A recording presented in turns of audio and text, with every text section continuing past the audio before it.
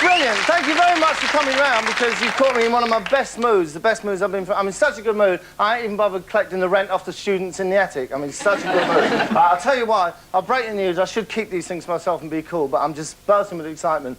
I had a transatlantic telephone call today with Steven Spielberg, who you may or may not know is a film producer-director, and he's going to do it. He's going to do the story. He's going to do Millsy's List. Right? This is great. I don't know if you know the story. I was instrumental when the pits closed down in Wales. I did smuggle 1,000 Welsh people out of Wales and give them all work. They all work, well, for me, really, in my house, cleaning, scrubbing, doing kind of domestic work. And he's gonna immortalise me on celluloid, which is absolutely fabulous. I'm delighted about that. Also delighted that this photo, I got my photos back from the developers, and this one's come back. This is me and one of my many, many girlfriends. This is me and Cindy Crawford. That's us in Richmond Park there.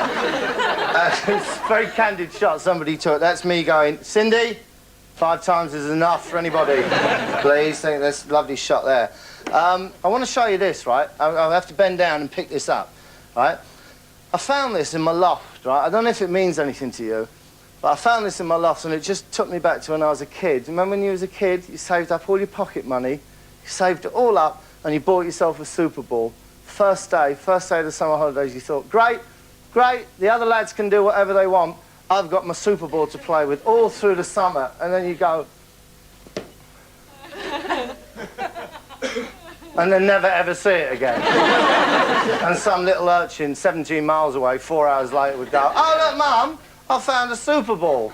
Probably Welsh, I would imagine. I want to show you this as well. I hate these so much. My granddad keeps buying them for me. Maybe the old soak will die soon and I can just chuck them away. Actually, as I'm staying in, I might as well eat some later, because normally, of course, at this point in my life, I'd be out and about. I was only a few weeks ago, me and my dad done some building here. I was helping him out. There's a bloke, really rich bloke, got a penthouse. He wanted an extension built, like a conservatory, sun garden, all that. We've done that for him. That's all right, that, funny enough. That's great. It's ventilated and everything. That let the sun stream in there. That's smashing there. £140 you paid for that. Money well spent. Cheaper twice the price. That's my Auntie Lou, right? She lost all her shopping, right? She's never got over it. She had loads of shopping from Safeways and she lost it all. She's just been wandering around like that ever since. Tragic, really, but she's entitled. Let me tell you what this is. It's South London, Old Kent Road, I think, somewhere around there. And this is the squad that go out in the big van to find anyone misbehaving in South London. Here, you can watch it. It's 2 a.m. and time to go back to the Old Kent Road. Tonight it seems all quiet, until they discover a man staggering around with no shirt on. Right at the road. Where is your mate? Just tell us where he is. Oh, you're on there, mate. Oh, boys, get yourself together. No, just come on, boys, get yourself together. Where did you last see your I'll mate? get in the boys. I'll get in No, hang on. What you're about to see now is the first in the history of the Metropolitan Police. A man being physically ejected from a police van. Before you get in anywhere, right, get out. He claims to have been attacked and sprayed in the face with ammonia. I love that bit, because this guy's a professional voiceover artist on television, and hear what he did. Listen. He made a really stupid mistake. Listen. before you get in anywhere, right? See anything, mate. He claims to have been attacked and sprayed in the face with ammonia. He got it wrong, didn't he? It's not ammonia, is it? That's ridiculous. I can't see how my eyes, but it's thing, it's like squirting pneumonia in the mouth or whatever. who knows? Oh, I've been squirted with pneumonia. Where did I've been squirted with pneumonia. Stupid. It's pneumonia you get sprayed with. You go to hospital? I ain't been, I just happening now, mate. Do you want to go to hospital? Well, fucking need to sort something out, mate. That's obviously a GP, isn't he? But I think I'm having a minor heart attack. Do you think I should go to hospital? Fucking got to sort something out, haven't we? Where did you last see your mate? Where? We've got that scaffold. By the You know where all scaffolding. the scaffolds up down there, mate? Scaffolding up there. Come out of a club down there, right? Which Came out of a club? club. Which club? Oh, my bad, I can always Which see you. club? You're at a pub, when it is. Not club, pub. It's you that's stupid. I'm the sensible one. Another thing I'm going to tell you, you have to really listen out for this. He's a South London boy, and as such, he's a bit of a ladies' man. And there comes a point where he discovers that one of these women, one of these police officers, is a woman. All right? And OK, he's had a bit to drink and he's got no shirt, but he's still a silver-tongued cavalier. Let's go get it. No good talking, is Henry it? Cooper. No good talking, is Calm it, down. baby? No, I'll give you another chance. Henry Cooper. No good talking, is Calm it, down. baby? No, No good talking, is it, baby? He's trying to cop off. And this woman, South London woman, obviously disgusted. asking you where you've been. No good fucking talking. It's no good talking. Let's get my fucking How dare he speak man. to me like that? So that's him. He's a brilliant man, right? He's brilliant. We'll see some more of him maybe at some other point, right? But I'm slightly more serious now. This is me being serious. Look, ever so slightly more serious now. I have to tell you this: some people, male and female, have trouble finding partners. Okay, through no fault of their own. Doesn't mean that they're sad, or doesn't mean that they're ugly. Doesn't mean that they've got terrible table habits. It just means that maybe they're too busy in their everyday life to find company. So they go to dating agencies, all right? And I made a film about one of them. Going to go down to the Hay Wagon in Hartfield, a little country pub. Here we are, Hay Wagon in Have dinner there Hartfield, tonight, big have a day. chat, see how we get on. And you're about to meet the most interesting dinner companion you can imagine. No bad habits, no banal conversation. I suppose we could order, I wonder if he does a carafe of wine or a small bottle or something like that. Or we could order a couple of glasses, couldn't we? Eh, just with a meal, shall we? We'll do that. Well, I don't think we ought to drink a whole bottle as soon as we're driving. As soon as you're Just too think tight it's to a bit pay silly, for it. isn't it? A bit daft. Knows his I'll way have a around the little bit wine salt list, on though. I like a bit of salt on my dinner. Ooh, stand still. A little bit Ooh, of pepper. stand still, bit of pepper. If you want something more to drink or whatever, say so, and Expertise of we'll wine. order up. We'll order up whatever we want. Whatever we want. Here goes. Oh, Exquisite. exquisite. Really, really nice. Really nice. Oh, this is the other thing, right? What do women look for in a man? Sense of humour. A man who can crack a gag. A man who can curl you up. A gag like... Yeah, here's a good gag. I heard this the other day, actually. So like this. Only 330 days to Christmas. No, you're just not interested. You're just stupid.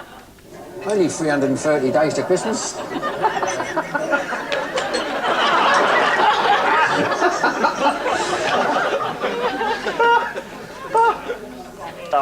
Oh, hang on. Sit properly.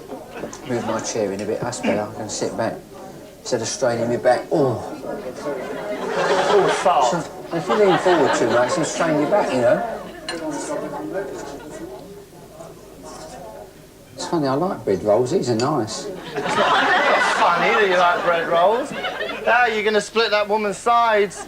Days to Christmas joke followed by the funny I like bread rolls. You careful, you sexual monster. Can I have another bread roll, please, in a minute? there it comes. Always a lovely man. Lovely, I Always a like lovely it. man. Nice time. Look at your diary and I'll have a look at mine. Brush off coming We'll up. see what we can do, shall we? See what we can fix up whenever we've got some free Brush time. off. Although we do live a long, long way apart, but, we'll have to compromise on that. You drive one way and I'll drive another, or we meet in the middle or Then something. we'll be in different parts of the country, won't we? Now, he has got some kind of naughty little habits, but he is nothing. He is as Casanova himself compared to this man. I think that dating agencies are a very, very good way of finding somebody to have sex with. Let me ask you something. All right, men are boorish because they're after, in a lot of cases, they're after sex. They're boring. The reason what is Straight to the is that point. they have these things called libido. Yes. And they're Sorry, very... let me explain something here, which I perhaps should have explained a bit earlier. This is a blind date, and they've been at this dinner table exactly 4.5 minutes. Right? This isn't after dinner conversation. This is his opening gambit. They have these things called libido. And they're very, very horny. And they're very into women. And for sexual reasons, right? And nothing else. I like to see hairy women. He likes hairy women. They're like the foreigners, they don't shave under their arms, no. Women. Right, I'd like that too. You don't shave under your arm, right? Yes. You don't? Yeah. I thought you said... All he wants to know is whether she shaves under his... What is the fascination in this? What has a woman who doesn't shave under her arms got that another woman hasn't? You like No, I don't foreigners like that it. don't? No, I don't like Oh, I it. love that. Well, women? Yes, you've got 3 minges, haven't you? One on either side of you. Beautiful. You're so cruel. Yes, like normal. No, many things you are, but normal is not one of them. Sorry, I don't write it, I just report it, OK? I've got something else. You know what's happened here, don't you? I'll tell you what's happened here. Judy Zook's been round my house again. I always tell when Judy's been round, because she always takes all the little stickers off the back of my thing, so I never really know what's in them. Let's have a look. I'll be quite honest, I don't know what's on this tape, but we'll have a look. We'll have a look. Let's see. Something good, maybe, something funny. Oh, excellent. It's my sister's wedding. Have a look anyway, have a look, see what you think. That's the reception, we had it in a big marquee. I don't know what else is on it. Oh yeah, it's me dad. It's me dad doing his party piece, as he calls it, which consists of getting a cigarette, lighting it, and then you put it into a table napkin and it doesn't burn a hole in it. That's my dad's party piece there. Oh, that's my mum doing her party piece, which consists of showing her knickers to blokes, basically. That's my auntie doing it. You're spoiling Pamela's big day. Oh, that's the maid of honour, there. There's my mum gone gaga. There you are. And there's my sister-in-law going away outfit. There you go, what more could you want? Actually, I got my sister the most magnificent present. I actually bought it for her with my own cash money, right? What I'll do is I'll go and I'll get it and I'll show it to you. I think you'll be impressed by it. Well, how long? Oh, right, and will that be networked? Obviously, there's a great deal of pressure involved because, as well as making the shows, there's a lot of meetings and important lunches and so on. This afternoon, Ulrika's meeting a top TV executive to discuss an exciting new project. It's negotiation time. Well, as you know, I'm desperately keen, but it all really hangs on the Network Centre's decision. How do we actually stand on that? Well, don't mind, I'll just have a bit of salt on my dinner. All right. A bit of salt. You want a bit of salt? Ooh, that's a bit of salt on there. Get that on there. There you go. Woo, woo. Stay up. Right, now, I don't know if Colin's spoken to you, but he's had 1 or 2 interesting ideas about the whole project. Here we go. Here we go. Here we are now. Here we are. Look.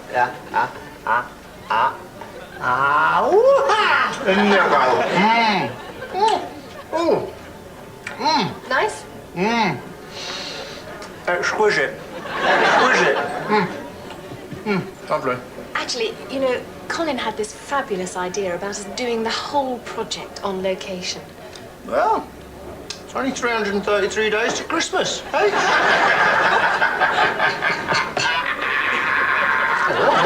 I have to say that at this point, I think we should start talking contracts. Lovely. I might have another one of them, I think. Can I have another bread roll, please, in a minute? He's a lovely man, isn't he? He's a lovely man. He's a lovely man, isn't he? He's lovely. Look, is this project going to get off the ground or not? Well, you see, we do live a long way away, don't we? We'll have to compromise on that. You drive one way, and I'll drive the other way, and then we'll meet up in the middle, right?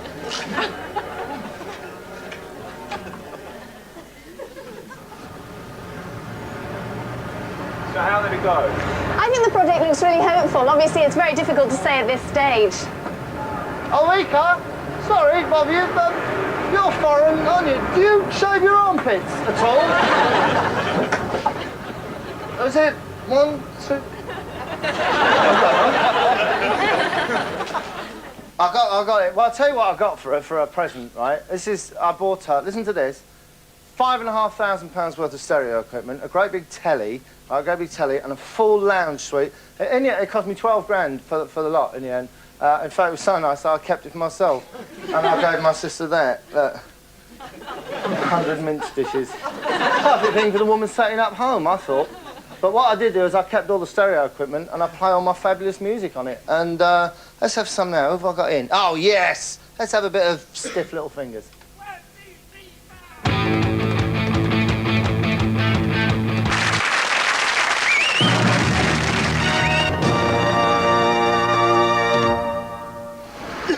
see. Gentleman here, not even on the pavement. Now he's walking along there. Now he is, to us, he's an advert for an accident. Now he's back up now, but he's teetering a little bit, you see. He's teetering a little bit. Now he could sway over at any time and fall into the path of a parking car. He only just missed that bicycle there. I think we'll probably stalk him for a while because he looks like our kind of man. He's doing his best to stay on the pavement, you see. But no. You see, he's down. He's leaning to pick over a cigarette. Now he could have toppled there. He could have toppled there, and that taxi would have taken his head off. Really, that's what it would have done.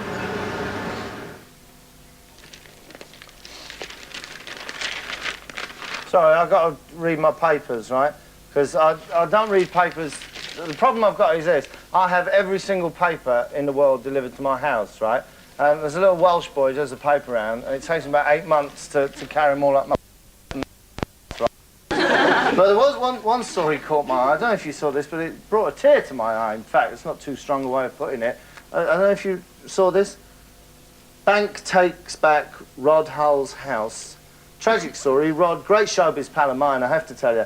Riding on the crest of a wave professionally, and then it all kind of, the bottom dropped out of the emu market, so to speak. And he found himself in very dire straits and was evicted and had his house taken away, which was horrible.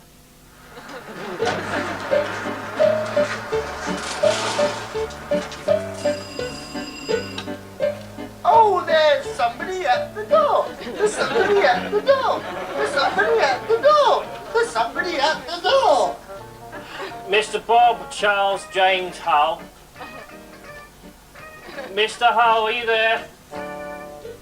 Mr. Hull, I have a court order here relating to court judgment 439176.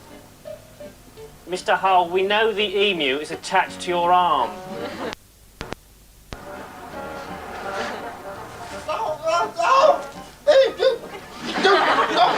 Oh, emu!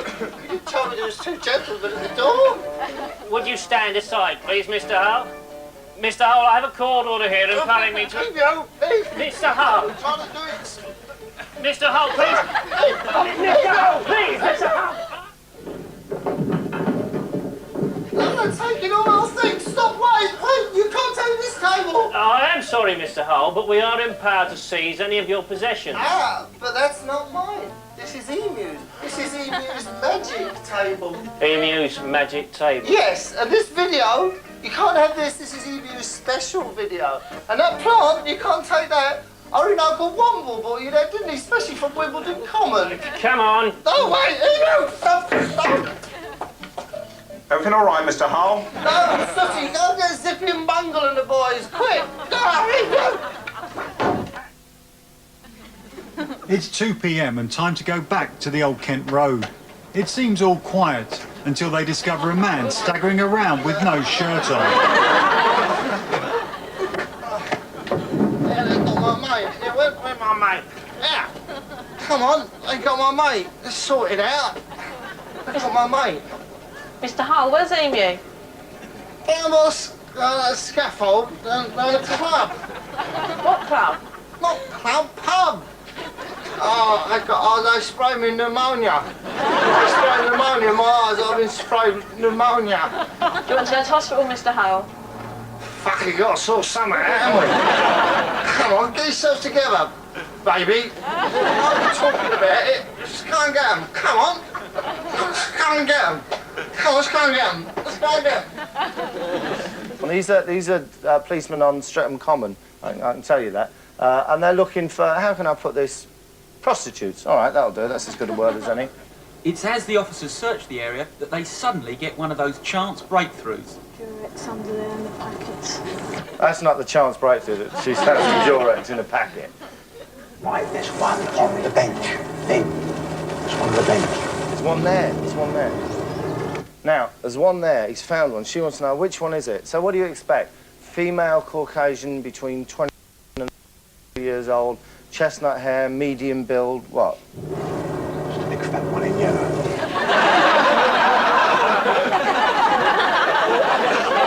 The big fat one in yellow. I want to show you something else now. Hey, look at me getting serious again now. This is another program that I made, right? Because, you know, I make loads of programs. But what I was going to show you was this, right? I digress then for a minute, but I do that all the time. People are always having a go at me. David Attenborough was going on the other night. Stop digressing, he said. And then he sat for 3.5 hours telling me stories about wildebeest, all right? This is a program that I'm sure you've seen. Of course you've seen it. It's the tragic tale of Mr. Graham Taylor and his last days as England manager. And it starts here. That's not Graham Taylor. Who's that? That's Hergé's Adventures of Tintin. He's looking for Snowy. Snowy, we must follow Arnold Sacknewsome wherever he goes, right?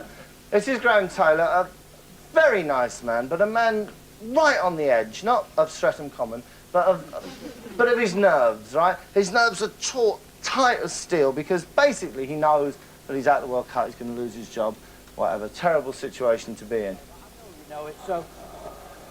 And then the fella scores the free kick.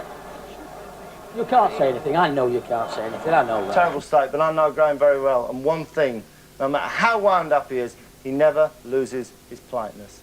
Because manners, ladies and gentlemen, cost nothing. And even now, in the depths of despair, he's still being very polite. You see, at the end of the day, I get the sack now. I'm just saying to your colleague, referee's got me the sack. Thank you ever so much for that, won't you? Thank you very much. I'll write him a little note myself, actually, when I get home. I'll do. And another example of it coming up here, right? Here, let's have a look at this. This is from an earlier game. And here he is here, being calm. Hit legs! Hit legs over the top! Back it now! Les, demand it! All it is one, he's got his area to go. Tell him, Les! See, the problem he's got here is that the midfielders aren't putting the ball over for Les Ferdinand to run into space. And he's going, and then he suddenly goes, wait a minute. Maybe I'm going over the top a little bit about this, all right? And he suddenly becomes very reasonable. He's telling Les, come on, call for the ball. And Les is saying, I'm calling for the ball. Well, you tell him. They perhaps can't see you. They perhaps can't see you. Not any reasonable behaviour.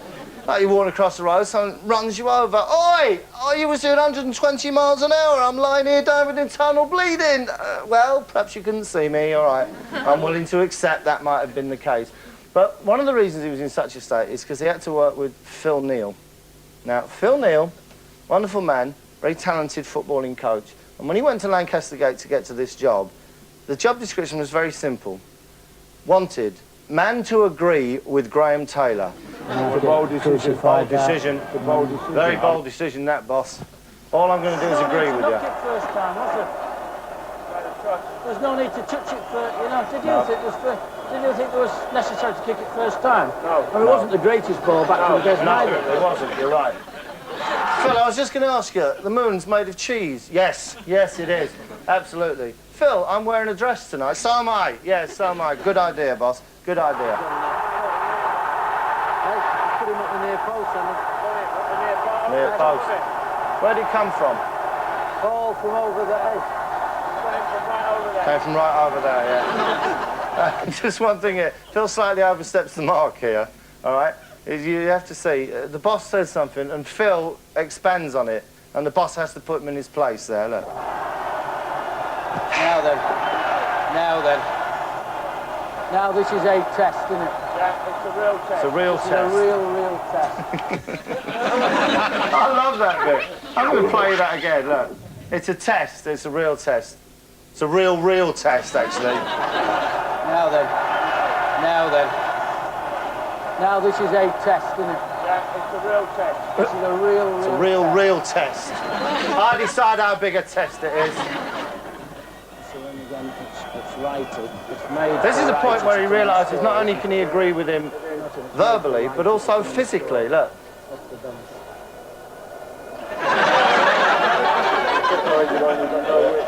Oh, Laurie's joining in there. A touch of dyspepsia, I think, is all Laurie's got. For Carlton Palmer. Into central midfield. Yeah, I am you, Graham. Oh, there's a mirror, that's all I am, a mirror. And coming up is the point where they reach perfect synchronicity. That's it. Went to fucking sleep, didn't we? Yes! That's the point where... That's it. I am you. That's it. Does the word doppelganger mean anything to you at all, Governor? Lovely. This is the final bit of this. It's very sad. It'll bring the tear to the eye of any true Englishman, I think. This is when they're lining up to go out and play Holland in that very ill-fated game when we were cheated... Oh, sorry, when we lost to the Dutch. And Graham had been watching a play that Shakespeare was supposed to have written. In fact, it was my great-great-great-grandfather, Mills Spear, that wrote it. He's been inspired by the scene that is given just before Agincourt in the very famous play The King with the Number at the end, OK? And he tries to echo it, basically, appallingly. OK, just 30 seconds now. In life, there's so many opportunities, and they're always roundabouts. But there's too many people in life that never see them.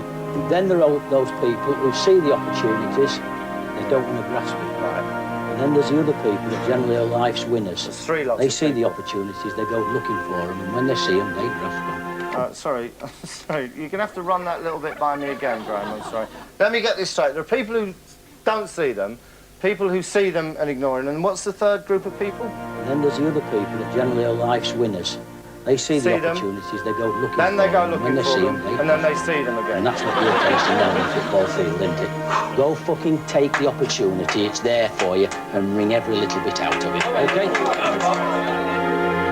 It was bollocks, Graham, wasn't it? All right, footballers aren't the brightest people in the world, but they do recognise complete trite when they hear it. What he should have done was this, right? I'll tell you what he should have done, is this. This is from a programme that I made. I wrote it with Gary Lineker, who's a very, very good friend of mine. We fell out when he was playing in Sweden, and I wanted to get to the pub early, and I had him pulled off 10 minutes from the end because he had my car keys, right? But we wrote this together, and this is how you motivate people. Look. I don't want that. All right? That's it. That's all you have to do. Show them something, demonstrate it, and then say, I don't want that. That's what I don't want. Simple as that. Turn up at a garage with an old car with the wheels all flat, no engine in it, and just go, I don't want that. That's what I don't want, all right? The reason that I wrote that programme is I'm a bit of a moral crusader, really, because I like entertainment to be something that the whole family can watch. Mum and Dad and grandparents and kiddies all gathered round. I think it should be not always lightweight, but always morally right, if you know what I mean. Always politically correct. I think there's too much sex on the television. And most of all, ladies and gentlemen, I think there's too much violence on the television. Far too much by a long chalk. I don't want that, all right? That's what I don't want.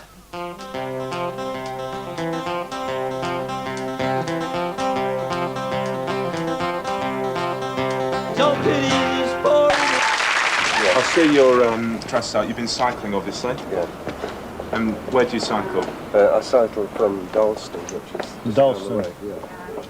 down the way, yeah. Down to here, Islington, and into the West End. Right, down into the West End. Have you ever come off your bike at all? A couple of occasions, and that's Twice? what got me to get out. Because I think it's worth it. I mean, it saves your life. Yeah, if you come off, it's the difference between a serious injury and, you know. Is it generally the fault of car drivers? I think it is opening doors. They don't even bother to look, you know, through the window. No. You know. Yeah, they just open their door without looking. You're just asking people what their favourite flowers are. Oh, my favourite flowers. Yeah, favourite flowers. Roses. Roses? What colour roses? Red. Red, isn't it? Why red? I just like red roses. I just like them red roses. So what do you do in summer? Do you go around the park, something like that? Yeah, sometimes, yeah. Go over the swings with my grandchildren. You got, the swings, local swings, isn't there, around here? Yeah, we man up Chapel Street. Chapel Street? Have you got anyone who buys your flowers? My husband sometimes. Yeah, my husband. And my daughter. Your daughter buys it. OK, coming back into the studio. Now, right, Bob, just 30 seconds now. in life there's so many opportunities and they're always round about us.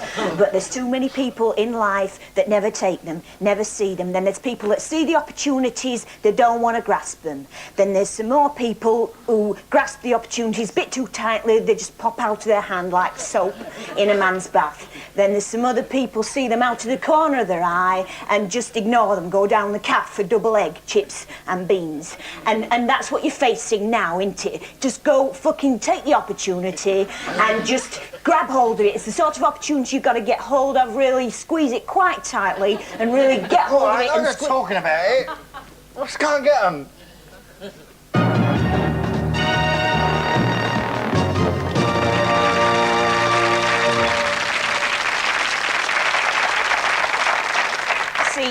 See, at the end of the day, I get the sack now. I'm just saying to your colleague, presenter's got me the sack. Tell him thanks very much for that, won't you? I'll tell you what I was playing earlier. I had me sister's wedding video. Remember that? I forgot to show you a little bit, right? This is, I hope it's on it anyway. I don't know, I haven't seen these for... How long has she been married? Well, she's been divorced 7 years, so... About 8 years. 8 years ago she was married. Look. Oh, and it's my Uncle Charlie. Look, it's my Uncle Charlie who very kindly gave him the knife to cut the cake with. There it is there. Mad Charlie in Broadmoor now, bless him. He's working there. And then I'll tell you what we did, right? We did the funny thing after the reception. You know, with the car, when they're going away car, you get some string and you tie up and you put some cans on it and some old boots and you cover it in shaving foam and write "Just Married" on the back. We done that. Unfortunately, I forgot the cans and the shaving foam, so we had to improvise with it. There it is, look. We done a bit of a laugh with it, didn't we? I had to drive all the way to Skegness in that. I had a great time. That sounds an old question, that. Sounds from years ago. You got a photograph outside the police station. Possibly taking somebody's picture. Islington police station you're talking about? Islington police station. Yeah. Right, what you do, got the main road here at the top, then you turn right. It's a fair walk up, it's on the right-hand side. Fair walk up? Yeah, is that where the guy's being charged, is it? Oh, I thought that was the old police station. Well, that's the main police station. That's the main police station. Yeah. It's still there, is it? You're talking about the guy who was arrested for something and in charge of? The guy's been arrested, so in charge. No, I just wanted to go in because my car's been done. Oh, your car's been done? You poor bastard. Poor bastard. You want to photograph it as well? That's where the main police station is, mate. Anyway, isn't the police station? It isn't the police station. Top of here, you turn right and it's up on the right-hand side. On the right-hand side. It'll take you about 5 minutes walk. All right, thanks Unless you're running. We can go this way as well, can't we? We go this way and cut up, yeah? Yeah, you can. I mean, you go right down the end. You can't get up here, sir. Right down the end. Can't get up here? No, you can't. There's no turn. Go right down the end, turn up. No, be careful, because when you go right there, you're in Essex Road. Be careful, yeah, if you go right there, you've got to change over to where the Slug and Lettuce pub is. Oh, yeah. And then turn right. Slug and Lettuce? Slug and Lettuce, yeah. That's the pub. Without the sandwiches.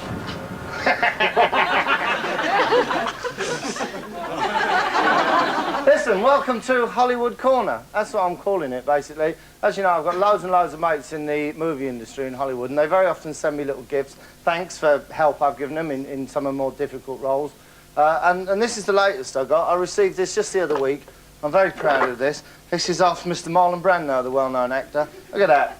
Absolutely beautiful, solid spice rack. And every imaginable spice is in there. Look, I'll just run through some. There's herbs de Provence there. Little French touch from Marlon. He would do that kind of thing. Ground coriander. And look at this. Here, look at that. Let's take that out. Look, mixed herbs. Now, I will have probably that whole jar later on tonight on some toast. I love that. I just thought, oh, hang on, wait a minute. Oregano. I'll have to get rid of oregano because Kate Bush is coming in and she's a bugger for a bit of oregano. So we'll get rid of that. I'll show you that because Marlon is a very, very dear friend of mine. And I've been involved in a project with him. Come with me. And I ran through the big room very quickly then. Come with me now. Here it is, here. I knew I'd find it somewhere. Here we go. Look at, oh, here's a little tip for you, just a little tip. Always keep one of those in your home. Always try and do that. Especially if you have old people coming around to visit you and they come in and they say, any chance of a drink? Just give them that and they'll swig that down a treat. Lovely. Look at that. cup full of nails, basically. Well, it's unfair, but it gives the old people something to chuckle about on the way to the, well, hospital, I suppose, isn't it?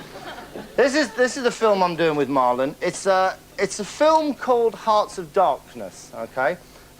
This is, of course, a novel by Joseph Conrad, which you all know very well. And it's a film about the making of Apocalypse Now, which was made by Francis Ford Coppola, a very good friend of mine, but I'll give him full credit for that. I put some of the money up, and I gave him some technical advice, and I flew the helicopters. But other than that, and of course I rode Ride of the Valkyries, and what would the film be without that? But I made the documentary about the making of it. He wanted me around, and this seemed like a good way. This little bit here is narrated by Orson Welles, who I've never met in my life. And it explains the character of Kurtz, central character in the film, Kurtz. And it just explains what he should be like. A group of natives appeared, bearing a stretcher. I looked down on the long, gaunt figure of Kurtz, the hollow cage of his ribs, a bald skeleton head, like an ivory ball. The long, gaunt figure of Kurt, the hollow cage of his ribs, the shaved head like an ivory ball. A character played in the movie, ladies and gentlemen, by none other than Mr. Marlon Brando. What did you do with Marlon Brando? There's the chap there. As you can see, the long, gaunt figure, the hollow cage of his ribs, absolutely perfect apropos the head. Basically, Marlon Brando turned up on the shoot of this film, having not read the original book, having not read the script, having no idea at all what it was supposed to be about, and Frankie was in a state. He came to my cabin many, many nights sobbing. I can tell you that, ladies and gentlemen. And a man with a grey beard in bottle glass spectacles sobbing is not a pretty sight.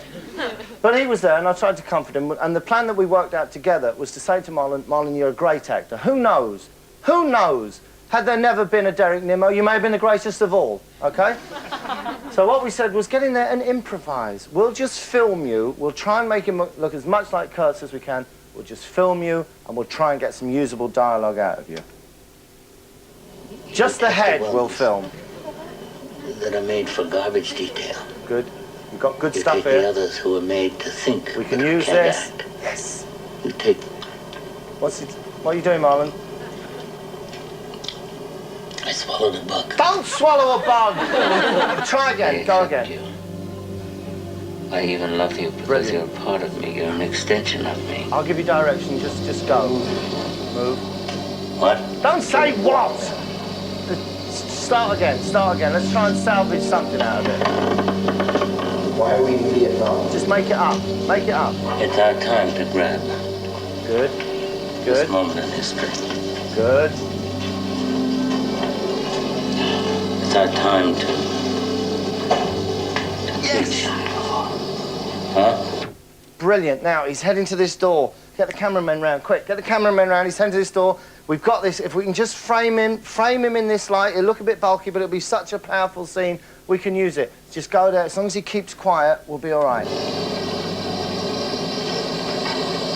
Hold it there. Nice and quiet. I can't think of any more dialogue today. $6 million he got for saying, I can't think of any more dialogue to say. Sorry, you got to go back to the trailer and eat some, what have you got? Oh, cheeseburgers. Well, sounds wacky, but I'll have a go.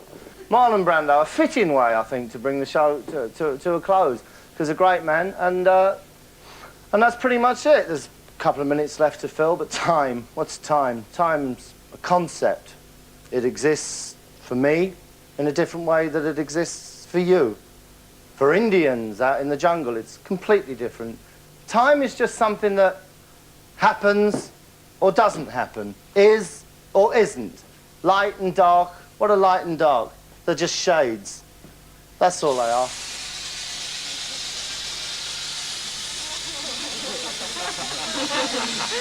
I can't think of any more dialogue to say.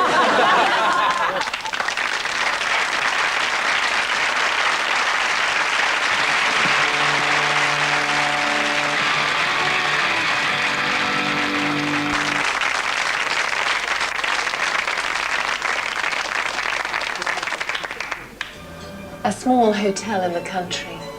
Snowing outside, but warm and cozy inside. A couple of bottles of champagne. Just you And me. I don't want that. All right.